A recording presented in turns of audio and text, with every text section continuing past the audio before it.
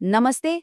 आज के इस खास विश्लेषण में हम बाल विकास की एक बहुत ही बुनियादी लेकिन बेहद अहम नींव पर बात करने वाले हैं, ग्रॉस और फाइन मोटर स्किल्स। देखिए, अगर कोई सीटीईटी, टीईटी या डीएसएसबी जैसे टीचिंग एग्जाम्स की तैयारी कर रहा है ना, तो उसके लिए इस कॉन्सेप्ट को समझना सिर्फ जरूरी नहीं है, बल्कि बिल्कुल अनिवार्य है। तो चलिए, बिना वक्त गवाए सीधे शुरुआत करते हैं। आज की हमारी चर्चा एकदम टू द पॉइंट होने वाली है। हम शुरुआत करेंगे कि आखिर मोटर कौशल है क्या, फिर ग्रॉस मोटर और फाइन मोटर स्किल्स को गहराई से समझेंगे। उसके बाद इन दोनों के बीच का सीधा अंतर देखेंगे और आखिर में जानेंगे कि एक बच्चे के पूरे विकास में इनकी इतनी अहमियत क्यों है। तो हमारा पहला हिस्सा है मोटर कौशल क्या है, यानी हमारी शारीरिक गतिविधियों की नींव। अब आगे बढ़ने से पहले जरा इस दिलचस्प सवाल पर गौर करते हैं। एक बच्चे की जो भी शारीरिक गतिविधियां होती हैं, उन्हें असल में कंट्रोल कौन करता है? मतलब जब एक बच्चा पार्क में बेतहाशा दौड़ रहा होता है या पहली बार अपनी छोटी सी उंगलियों से किसी खिलौने को पकड़ने की कोशिश करता है, तो उसके शरीर के अंदर ऐसा क्या चल रहा है जो ये सब मुमकिन बनाता है? एक शिक्षक के नजरिए से इस मैकेनिज्म को समझना बहुत ही दिलचस्प है। अगर बिल्कुल सीधे और आसान शब्दों में कहें तो मोटर कौशल का मतलब है हमारे शरीर की मांसपेशियों यानी मसल्स की मदद से होने वाली कोई भी हलचल। बच्चे का उठाया गया हर एक कदम, चाहे वो चलना हो, दौड़ना हो, उंगलियों से टेढ़ा मेढ़ा कुछ लिखना हो या बस किसी चीज को कसकर पकड़ना हो, ये सब कुछ इसी के दायरे में आता है। इंसान की हर छोटी बड़ी हरकत इसी पर टिकी है। चलिए, अब चीजों को थोड़े बड़े नजरिए से देखते हैं। हमारी पहली मुख्य कैटेगरी है स्थूल मोटर कौशल, जिसे हम ग्रॉस मोटर या शरीर के मैक्रो मूवमेंट्स भी कहते हैं। एग्जाम्स के लिहाज से देखें तो इसकी विशेषताएं समझना बहुत जरूरी है। देखिए, ग्रॉस का मतलब ही है बड़ा, तो इसमें शरीर की बड़ी मांसपेशियों यानी लार्ज मसल्स का इस्तेमाल होता है। इसमें शरीर का बहुत तगड़ा संतुलन और कंट्रोल चाहिए होता है। ये शरीर के किसी एक छोटे से हिस्से का काम नहीं है, बल्कि इसमें पूरी बॉडी इन्वॉल्व होती है। और जाहिर सी बात है, जब पूरी बॉडी काम करेगी तो शारीरिक ताकत का विकास तो प्राकृतिक रूप से होगा ही। और ये बात असल जिंदगी में कैसी दिखती है?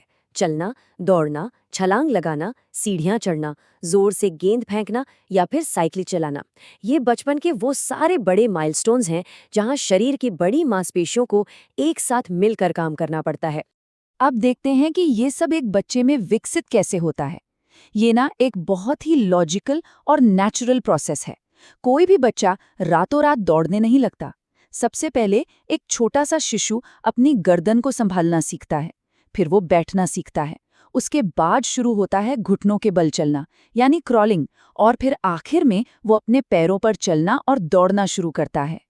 यही मोटर विकास का बिल्कुल सही और प्राकृतिक क्रम है। तो इसमें एक शिक्षक क्या कर सकता है? स्कूल के अंदर इन कौशलों को कैसे बढ़ाया जाए? बहुत ही सीधा सा जवाब है, बच्चों को एक्टिव स्पोर्ट्स में शामिल करें, उन्हें दौड़ने कूदने के भरपूर मौके दें। स्कूल में जो योग और एक्सरसाइज के सेशंस होते हैं, वो इन बड़ी मांसपेशियों के विकास को काफी तेजी देते हैं। एक शिक्षक के तौर पर ये एक बहुत बड़ी जिम्मेदारी है। ठीक है, अब मैक्रो से हटकर माइक्रो की दुनिया में चलते हैं। हमारा अगला विषय है सूक्ष्म मोटर कौशल, जहां पूरा ध्यान बारीक और सटीक गतिविधियों पर होता है। इसकी सबसे खास बात यह है कि इसमें शरीर की छोटी मांसपेशियों का इस्तेमाल होता है, खासकर हमारे हाथों और उंगलियों की। यहाँ सबसे अहम चीज जो चाहिए वो है हैंड आई कोऑर्डिनेशन, यानी हाथ और आंख का तालमेल। इस बारीक कंट्रोल और सटीकता की वजह से ही बच्चे में गहरी एकाग्रता और फोकस करने की क्षमता पैदा होती है। अब इस स्लाइड के बारे में जो बात वाकई बहुत दिलचस्प है, वो ये कि ये काम देखने में कितने मामूली लगते हैं, है ना? जैसे पेंसिल पकड़ना, कुछ लिखना, शर्ट के बटन लगाना, कैंची से कागज काटना या किसी धागे में मोती पिरोना।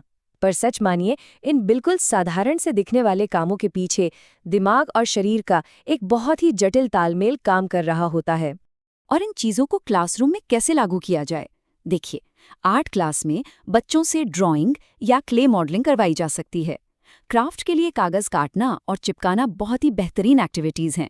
और पढ़ाई के दौरान जो बार बार लिखने का अभ्यास होता है ना, वो इन छोटी मांसपेशियों को गजब की मजबूती और सटीकता देता है।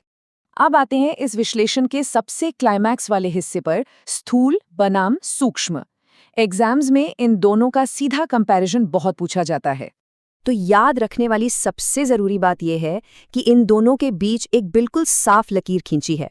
एक तरफ है स्थूल मोटर कौशल, जो बड़ी मसल्स, पूरी बॉडी के मूवमेंट, बैलेंस और ताकत की बात करता है। वहीं दूसरी तरफ है सूक्ष्म मोटर कौशल, जिसका पूरा फोकस छोटी मसल्स, हाथों उंगलियों की हरकत और सबसे बढ़कर एक्यूरेट कंट्रोल पर होता है। इस अंतर को बस एक मेंटल इमेज के जरिए दिमाग में फिक्स कर लीजिए।